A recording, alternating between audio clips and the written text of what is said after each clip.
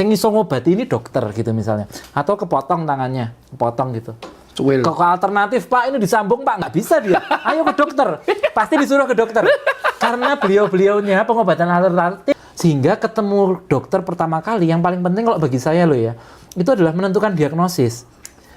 Tenane atau sebenarnya dia itu sakit apa?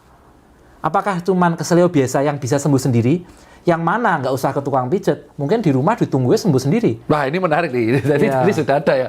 Atau mungkin dia ke fisioterapi, atau mungkin dia ke apa, yang bakal sembuh sendiri. Atau dia suatu patah tulang yang ringan, yang nggak usah dioperasi, mungkin dipasang gip atau brace. Brace itu semacam kayak deker, pergelangan tangan gitu, dia sudah bisa sembuh sendiri.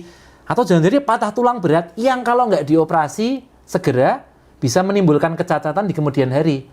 Nah, saat dia jatuh, kita nggak tahu hal itu. Kadang suatu diagnosis itu obvious itu jelas. Contohnya kecelakaan, ya mohon maaf ini gor dikit ya, patah tulangnya keluar misalnya, itu ke dokter ke pengobatan alternatif dimanapun pasti disuruh ke dokter.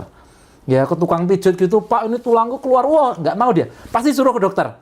Karena tukang urutnya tahu bahwa ini berat gitu loh. Sing iso ngobati ini dokter gitu misalnya. Atau kepotong tangannya, kepotong gitu. Cuil. Kok alternatif Pak, ini disambung Pak, nggak bisa dia. Ayo ke dokter, pasti disuruh ke dokter. Karena beliau-beliaunya pengobatan alternatif tahu pasti bahwa saya nggak bisa ngobati ini. Pasti langsung disuruh ke dokter. Karena dia tahu dia nggak bisa nyambung itu. Gitu. Maksud saya adalah bahwa apa? Bahwa kadang-kadang penanganan yang tidak tepat oleh pengobatan alternatif atau tukang urut itu karena nggak tahu diagnosisnya. Merasa bisa mengobati. Merasa bisa dan bisa itu beda ya.